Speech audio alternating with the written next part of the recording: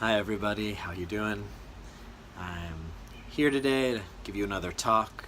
Really always happy to make these talks. It's nice to drop in, nice to kind of sift through all the information that I have and see what is the next relevant and pertinent share to make.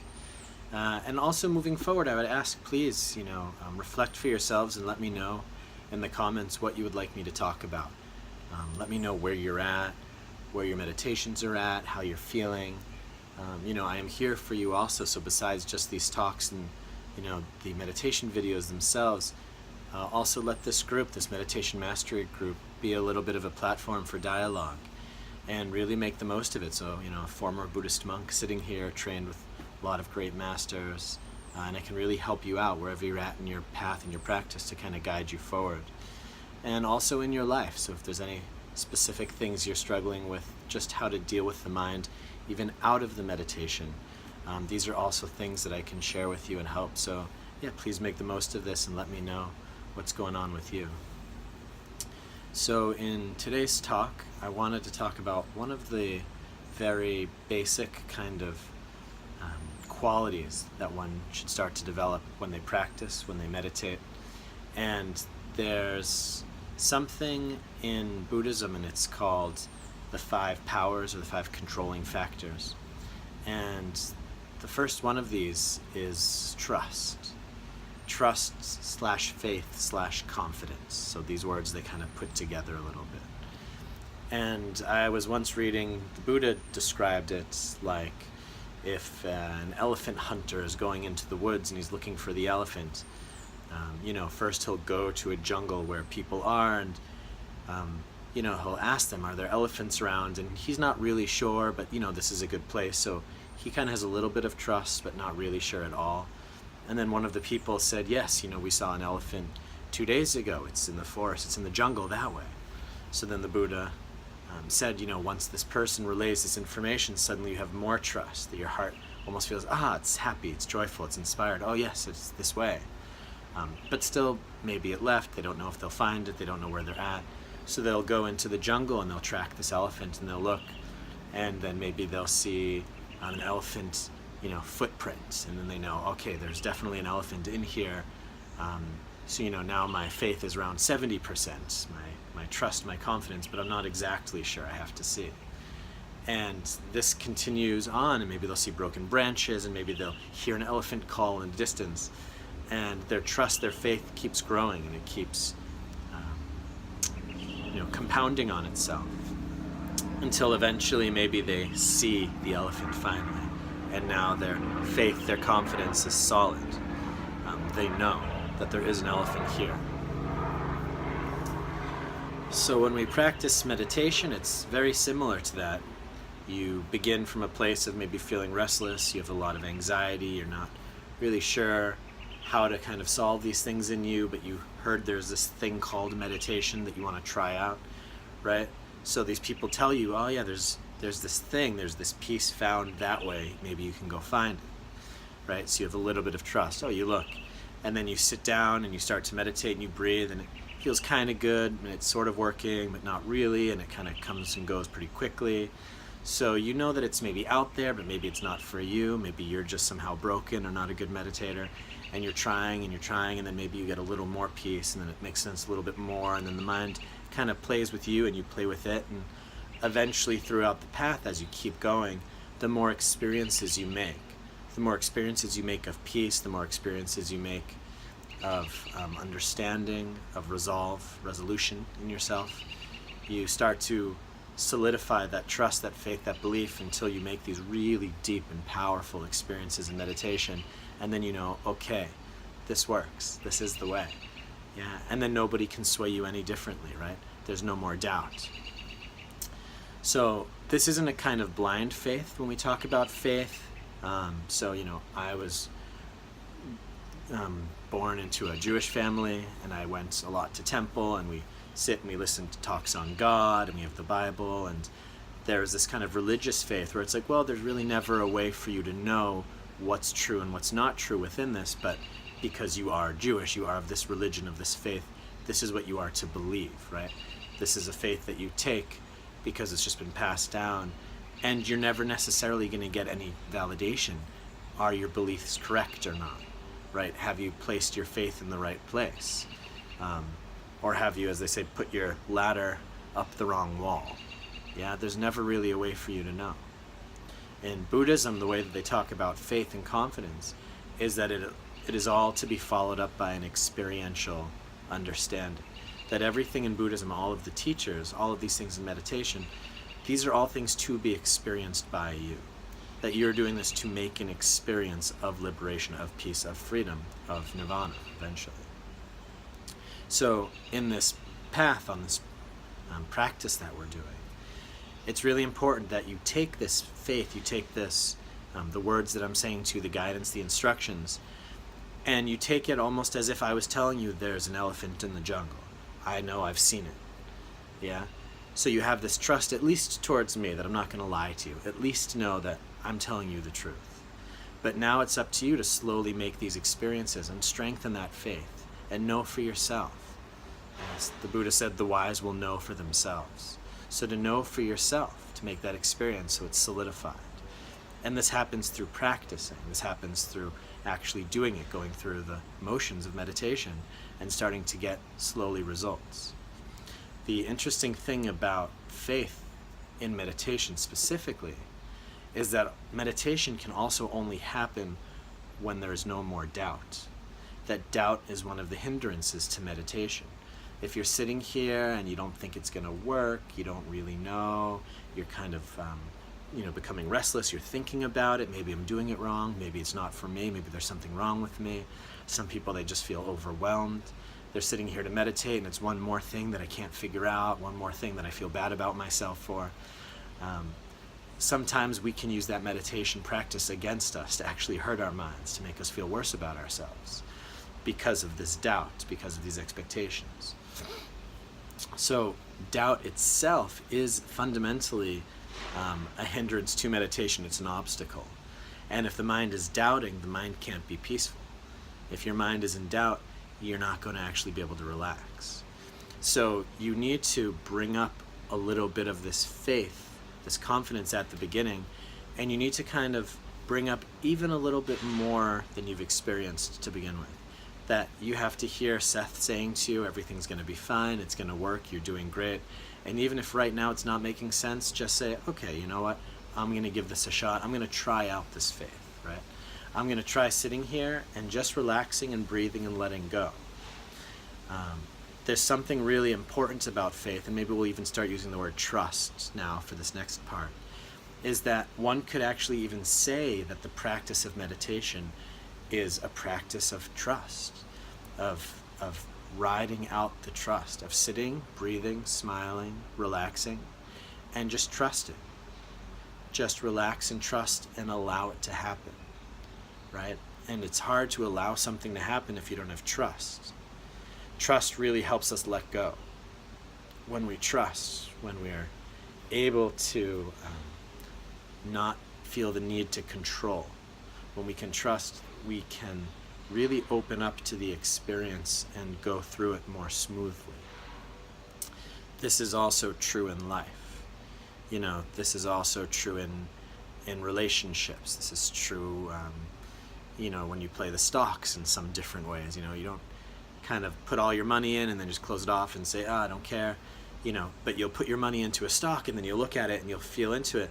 And if it's kind of going up and down, every time it goes down, you're like, you're afraid. And then it goes back up. Oh, okay. And then it goes down. Oh my God, you're afraid. And it goes back up. And, this is a whole different conversation with stocks, especially because sometimes they go all the way down and you have to, put stops in and whatever. But to know that sometimes life starts to turn. Sometimes it doesn't really look the way that you want it to. But if you stay focused on what you want and stay focused on where you want to go, sometimes it corrects itself right in front of you. My teacher Ajahn Brahm, he said a story of, so one of his students was actually in a war, and they were in the war and they were surrounded by the enemy, so to say, right?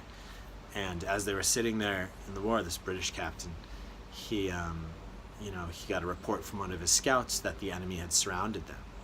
And the enemy surrounded them and there's nowhere to go. And the troops were kind of getting their guns ready and they said, we're going to fight our way out of this. And the captain kind of sat and he thought and he said, if you fight your way out of this, We all die. It doesn't, maybe one or two of us lives, but it's going to be a mess. We're going to die, they're going to die, it's going to be horrible. And he said, why don't we do something else? Why don't we make a cup of tea? And so he sat down and he made a cup of tea with his troops, and the troops thought this is crazy. Maybe they thought, okay, it's like a Last Supper kind of thing, right? Almost like they're drinking tea before they get killed. But he was the commanding officer, so they did this. And as they sat and drank tea and waited, one of the scouts eventually came back and said that an opening has shown itself, that there is a way out. That he allowed the situation to change. He trusted and allowed things to change around him. And this opening was created. The troops had kind of gone around and there was a gap, and they then slipped out through that hole. And they lived. And being able to trust that things are going to change, but also being able to trust, and I think this is going back to the stock part as well, because I feel like a little incomplete with that example. And also when I said relationships, there's nothing to trust blindly, right? So there's nothing to put your faith fully into and say, okay, this is it. But you have to trust and trust yourself within it. So you have to trust that I'm going to be able to course correct when it's needed. When you're sitting in meditation, you're trusting that there is this thing that's going to give you some peace. There is this thing that can give you some support and benefit. But as you're sitting here and practicing, and you'll notice that your mind is thinking, you'll notice that you're getting very restless, you'll notice maybe that you're thinking about the past or the future, and you're kind of just going and going and going and going, and it's not working. You look at what's happening and you start to understand it. You start to see, why am I looking at the past? Why am I looking at the future? What am I trying to get a hold of? What don't I trust myself about? If I don't trust that I'm going to be able to speak out when I need to, right? If I don't trust that I'm going to be able to set boundaries in my life, right? With people, with situations, then I'm going to be thinking of all the times in the past that I never set my boundaries, because my mind's not going to be able to let that stuff go because it feels unsafe in the present moment. What if this thing happens again and I can't say no to it? Then the mind is still holding on to that and it's unsure, and then it's projecting that into the future. What if it happens again? I'm using this specifically as an example because this is what I went through myself in the monastery, is that I would have these situations and I wouldn't really resolve them. Somebody would ask me to sweep or do something and I would do it, but I didn't want to, and I would get angry, and I would go through this whole process of getting angry, and I'd be sitting in meditation, I'd be angry that I had to do this thing I didn't want to do. And then slowly I realized, Seth, this is simply because you wanted to say no and you didn't, because you're afraid that if you say no, people are going to get mad at you. And I had to eventually say, well, you know what? If I don't set my boundaries, then I'm going to be mad at myself. So I need to set boundaries and let people react how they want to, right? This was my kind of approach with that. And once I started saying no in my life, once I started setting my boundaries in a healthy way, I started to feel safe. I started to be able to trust myself, and I could relax and I could let go. Right? So I was starting to make the experience, this experiential trust that this works for me and I can let go. And in our lives, if there's ever a situation that feels too much out of our control, that we feel overwhelmed by, that's creating a lot of worry, anxiety, that we're going into the past, we're going into the future, we're kind of stirring the pot a lot, it's really important to drop into that and see what in this situation is exactly, what is the point, and what can I do within this that allows me to trust myself more. How can I find a way to trust myself that I know if that situation ever happens again, here's what I'll be able to do. And because I know how I'm going to handle that future situation, I can let it go right now. Right? And this is, again, I've talked about this before, I'm not sure in these videos or not, but a lot of trauma that people have, it's from this very thing. It's that a situation happened, you felt so out of control that you kind of held on to it energetically, and you're afraid that it's going to happen again. Right? So it's almost like you're traumatized that this thing hasn't been able to process, because if that same situation happened again, you don't trust you'd be able to resolve it. You don't be able to trust you'd be able to protect yourself or do what you needed to do. So bringing in this element of trust, it involves being able to trust yourself to be able to do what's needed when it's needed. So as you're sitting here and meditating and you're trusting, right, and you start to let go and you breathe, okay, if your meditation doesn't work, and it's not working, and it's not working, and it's not working, and your meditation doesn't work for 5 years, I'm not going to tell you keep doing what you're doing. I was in the monastery, I tried meditating for 5 years and it wasn't working, and I kept doing the same thing. And it took one of my teachers to come and say to me, hey, why don't you try it like this? And as soon as I followed my teacher's advice, I dropped right in. Right? So there is also something to having to really look at the process, having to course correct, having to see, are the results happening or not, but looking at that over a longer timeline. So within the meditation itself, if you're always bringing up that unsureness, that doubt, that's going to just distract your mind. That's going to really ruin the whole meditation. So within the meditation itself, you really have to let go and trust and allow it to happen. But then afterwards, or in the days or weeks or months, as you're meditating more and more and more, start to see what are the patterns of thoughts, of feelings, of movements of the mind. What exactly is going on? Starting to get wisdom, which is another one of these factors besides trust. It's at the other end, right? It's actually, there's trust, and then there's energy, mindfulness, concentration, and wisdom. Because when you trust, you start putting in your energy to something. Yeah, and as you're starting to put in your energy to it, your mind starts going in that direction. It starts staying around that place. The more the mind starts staying around one place, the mind's concentrating around it. It's coming together. And once the mind is connected, it's around something, then you start getting the understandings from it. And this is kind of one of the paths that we talk about in Buddhism, how this whole thing works, is that the more that your mind is present with something, the more that you start to see it clearly, you drop in, right? But you have to be able to trust that you can even do that. But with trust then also starts to come wisdom. So that's kind of the missing element that some people, they either just jump into the blind faith and they just do the same thing, but it's not working. So that's one extreme, or they fall into the doubt where they just say it doesn't work, which is kind of a belief in the negative sense, right? It's a belief that it's not going to work. I trust that this doesn't work, right? And both of these are missing the sense of really making an experience, learning, getting the wisdom by practicing and trying and letting new information come in. So when we meditate, when we're going to be sitting in meditation today, I make the meditation video after this, but also into the future, for the meditation itself, really trusting and letting go and trying and saying, if I just do this, let's see what happens. And even if it doesn't exactly work, try it again, try it again, try it again, because there's also the sense of learning, right? This is also because, like when you learn to play piano, if you sit down for your very first time ever at a piano and you press a couple keys and it doesn't work, you don't say, I can't play piano, and you give up. Because the truth is, you're right, you can't play piano. That's why you need to learn how to play piano. But it's possible. Yeah, you just have to learn, you have to practice, you have to do it. So if you sit down your first time at piano, you have to trust, I will be able to do this. Yeah, you don't have to be able to trust right now on Mozart. That's kind of ridiculous. Yeah, you have to trust you will be able to do it. You can learn by practicing. Yeah, for meditation, this is the same way. You have to really trust that I will be able to do this, that this will make sense. I have to just go for it. I have to make the experiences. Yeah, you can't overthink it. You can't sit there thinking, am I doing it right? Is it working? Is it not? You can't learn piano by sitting there thinking about it. You have to just play and feel it out. There's instructions, but it's a lot of actual action. Yeah, when you meditate, you have to actually make the experience, make the experience, make the experience, and then you have to start learning. And it's hard because it's an invisible landscape. It's really easy to see playing piano, how to press the keys, what's working, what's not.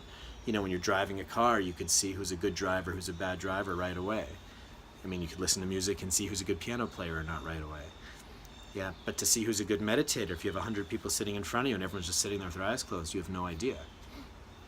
Because it's invisible and it's really hard to see what exactly is going on. Yeah, and this is also the challenge of the meditation teacher. If I heard you playing piano, I could say, oh, you played that key wrong, and here's what you're doing, and here's this. But by sitting here talking to, my camera and all of you over there, I don't even know how your minds are. I don't know what you're doing.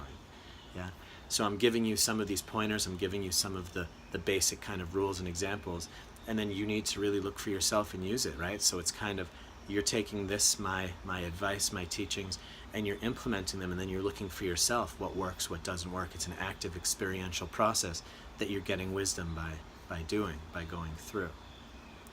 So for this video today, really important, kind of the really important takeaway, I guess what I would say, the really important thing that I want you to remember by the end of this is that meditation is something to be experienced, and it's also something that you need to trust, and you need to gain your own trust by doing it more and more and more.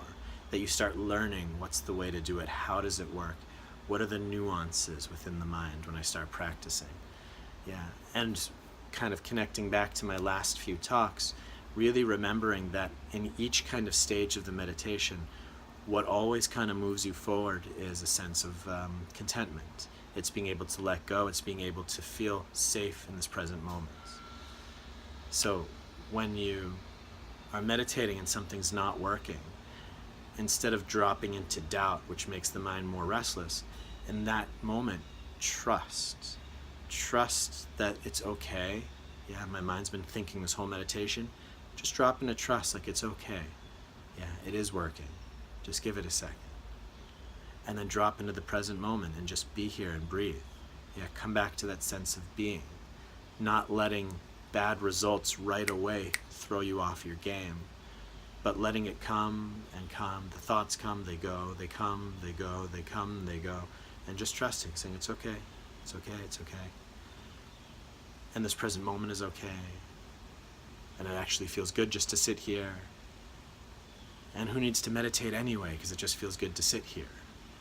Right? That you start playing with your expectations of getting this thing called meditation. You start really releasing it.